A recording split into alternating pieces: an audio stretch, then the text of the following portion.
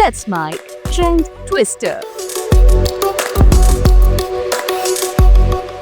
Let's make trend twister. आइए देखते और सुनते हैं आज की कुछ अहम वायरल पोस्ट्स। मंत्री कैलाश विजयवर्गीय अपने अहंकार और बड़बोलेपन के कारण अक्सर ट्रोल होते रहते हैं, लेकिन इस बार मामला कुछ अलग है। इसमें उन्होंने मर्यादा और भाषा की सीमाएं भी तोड़ दी। इंदौर में दूषित पानी पीने से 10 लोगों की मौत हो चुकी है।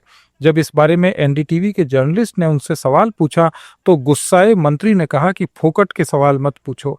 विजयवर्गीय ने और भी कुछ आपत्तिजनक शब्द बोले जो पूरे देश में वायरल हैं। लोग मंत्री की गुंडागर्दी वाली भाषा की जमकर आलोचना कर रहे हैं। बहुत सारे लोगों को अभी तक जो रिफंड की बात कही गई थी वो भी नहीं मिला कैलाश जी, और पीने के पानी की ठीक से व्यवस्था। छोड़ो यार, तुम फोकट प्रश्न मत पूछो। नहीं फोकट नहीं, ये तो मैं तो वहाँ होकर आया हूँ। क्या घंटा हो गया है तुम बात। कैलाश जी बात ठीक से कीजिए, नहीं शब्दों का चयन ठीक रखिए। कैलाश जी आप ढंग से बात नहीं कर रहे हैं। नहीं आप, ये क्या शब्द होता है कि घंटा घंटा क्या शब्द होता है? आप, मैं तो जाऊँगा, लहजा इनको सुधारने कहिए। इतने सीनियर मंत्री घंटा घंटा क्या बोलते रहते हैं? बात करने की तमीज नहीं है। हाँ और क्या, तुम मत किया, ठीक है? तो क्या घंटा बोलेंगे? सवाल कर रहे हैं ना हम, वो जवाब दे रहे हैं। आपको क्या हो रहा है? वो हमारे लीडर है। तो घंटा बोलेंगे मुझे? वो हमारे लीडर तो क्या करेंगे? हमारे 10 लोग मर गए, हम पूछे नहीं सवाल। कुछ भी बोलोगे कि हमारे क्या लीडर पूछा है? बोले हमने गाली दी है क्या? जाओ अपना काम करो। सोशल मीडिया पर एक जर्नलिस्ट के सवाल पर गृह मंत्री अमित शाह का जवाब भी चर्चा में है। जर्नलिस्ट ने पूछा कि क्या आपकी पार्टी में 75 साल पूरे करने वाले नेताओं को खुद मार्गदर्शक मंडल में चले जाना चाहिए। इस पर अमित शाह ने कहा कि तुम बंगाल की चिंता करो, मेरी पार्टी की चिंता मत करो। तुम बंगाल की चिंता करो भैया, मेरी पार्टी की क्यों चिंता कर रहे हो? मेरा 2 प्रश्न है। एक करो। अच्छा 2014 के बाद आप जब पार्टी और एडमिनिस्ट्रेशन में बहुत सारे संस्कार लाए, 75 साल के बाद कोई भी लीडर या फिर मंत्री हो उसको मार्गदर्शक के भूमिका में जाना पड़ता है। तो आपको क्या लगता है अभी हाईएस्ट लेवल पे जो भी है पार्टी या फिर एडमिनिस्ट्रेशन में, वो 75 साल हो गया, उसको अपने आप वानप्रस्थ में जाना चाहिए? चलिए मैं बुलाकर आपको बताऊंगा।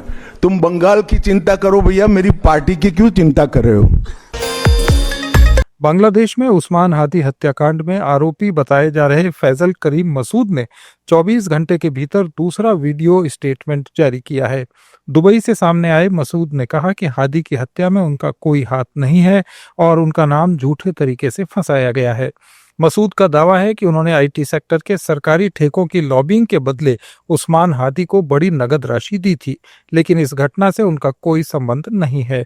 इससे पहले यूनुस सरकार ने दावा किया था कि मसूद भारत भागकर मेघालय में छिपा हुआ है। जी, আমি ফয়সাল করিম মাসুদ। বিগত 12 ডিসেম্বর ওসমান হাদির নামে যে ব্যক্তির হত্যা মামলার আসামি আমাকে করা হয়েছে, আসলে আমি এই মামলার সাথে এই ওসমান হাদির যে হত্যা, এই হত্যার সাথে আমি কোনোভাবে প্রত্যক্ষ বা পরোক্ষভাবে জড়িত না। এটা পুরোটা একটা মিথ্যা বানোয়াট একটা নিউজ বা যেটাই বলেন আসামি আমাকে করা হয়েছে। করার পিছনে বেশ কিছু কারণ আছে, কারণ আমি তার প্রচারণে ছিলাম। আমি তার অফিস বলেন, আড্ডাখানা বলেন, যেটাই বলেন আমি সেখানে ছিলাম। সেখানে থাকার পিছনে মূল কারণটা হলো, আপনারা জানেন যে আমি অ্যাপেল সফট আইটি নামে একটা প্রতিষ্ঠানের মালিক। বিগত 10-12 বছর ধরে এই প্রতিষ্ঠান আমি চালাচ্ছি। এই প্রতিষ্ঠান থেকে আমি প্রায় 20-30 কোটি টাকার কাজ করেছি উইদাউট তদবির, সুপারিশ ছাড়াই। কারণ আমি ব্যাটল অফ 71 এর প্রতিষ্ঠাতা। ব্যাটল অফ 71 এর মতো একটি গেম বানিয়ে আমি বাংলাদেশে জাতীয় পুরস্কারও পেয়েছি। আমি সফটওয়্যার इंजीनियर, আমি एमबीए। अमेरिका में रहने वाले एक भारतीय डॉक्टर रवि गोडसे ने प्रधानमंत्री नरेंद्र मोदी की मन की बात में एंटीबायोटिक्स के दुरुपयोग पर दी गई चेतावनी को बहुत सरल और मजेदार तरीके से समझाया है। डॉक्टर गोडसे ने उदाहरण देते हुए बताया कि बैक्टीरिया चोर की तरह होता है और एंटीबायोटिक्स पुलिस की तरह, लेकिन बार बार पुलिस भेजने से चोर सतर्क और मजबूत हो जाते हैं और पुलिस बेअसर। उन्होंने कहा कि दुनिया में पिछले 45 वर्षों में कोई नई एंटीबायोटिक नहीं बनी। कल भारत के पंतप्रधान ने ट्वीट किया था कि भारत में एंटीबायोटिक का इस्तेमाल गलती से हो रहा है। सही बात है। 100 लोग अगर बुखार के साथ डॉक्टर के पास गए तो 100 में से 100 एंटीबायोटिक लेके निकलेंगे। सिर्फ 8 या 10 को जरूरत है, लेकिन डॉक्टर की गलती नहीं है। इस डॉक्टर ने नहीं दिया, हम दूसरे गली के तीसरे डॉक्टर के पास जाएंगे, नहीं तो सीधा फार्मासिस्ट के पास जाएंगे। ये बैक्टीरिया होते हैं चोर की तरह और एंटीबायोटिक्स होते हैं पुलिस या सिक्योरिटी। हर चोर को मारने के लिए सिक्योरिटी बुलाई तो चोर सीख जाते हैं सिक्योरिटी के साथ कैसे लड़ते हैं। और कुछ जो बड़े एंटीबायोटिक्स है वो सिर्फ बड़े चोरों के लिए इस्तेमाल करते हैं। आपके गली में एक चोर है सांबा, वो साइकिल चुराने आया है, लेकिन आप हो अमीर, आपको छोटी मोटी सिक्योरिटी नहीं चाहिए। आपने सीधा जय और वीरू को बुलाया, सांबा ने सीख लिया उनके साथ कैसे लड़ते हैं। जब उस सांबा का गब्बर बनेगा जिसे जय और वीरू नहीं हरा सकते, फिर अपना क्या होगा कालिया। अमेरिका में मैंने टिगेसाइक्लिन का प्रिस्क्रिप्शन लिख दिया, एक बड़ा एंटीबायोटिक है, तो यहाँ कमिटी बैठती है, 1000 सवाल उठाते हैं, सिर्फ कुछ लोग इस्तेमाल कर सकते हैं।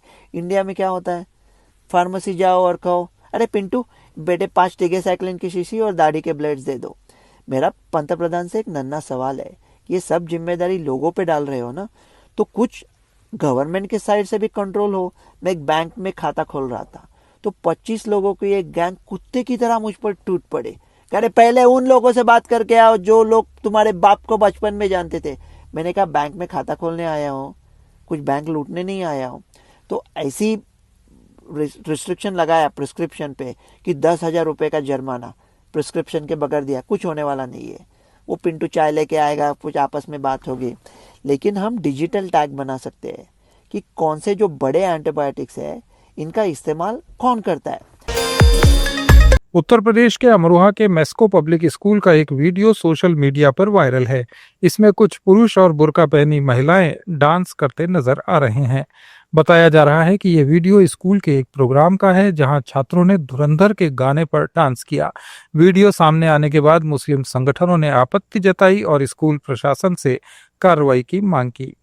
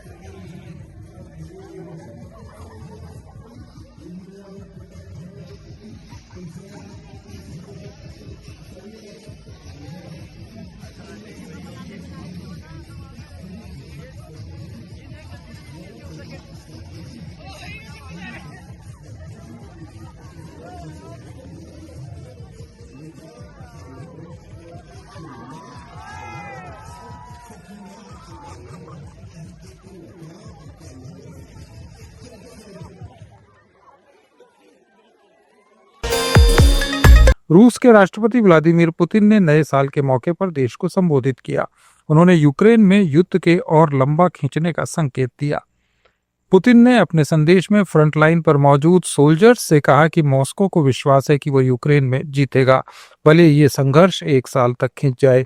नए साल पर पुतिन के भाषण को सबसे पहले कामचटका आइलैंड में प्रसारित किया गया, जो 2026 में प्रवेश करने वाला पहला रशियन क्षेत्र था।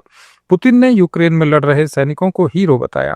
रूस के लड़ाकों और कमांडरों को संबोधित करते हुए पुतिन ने कहा कि हमें आप पर और हमारी जीत पर विश्वास है। ये थे आज के कुछ खास वायरल पोस्ट्स। अपडेट्स के लिए जुड़े रहिए लेट्स माइक के साथ।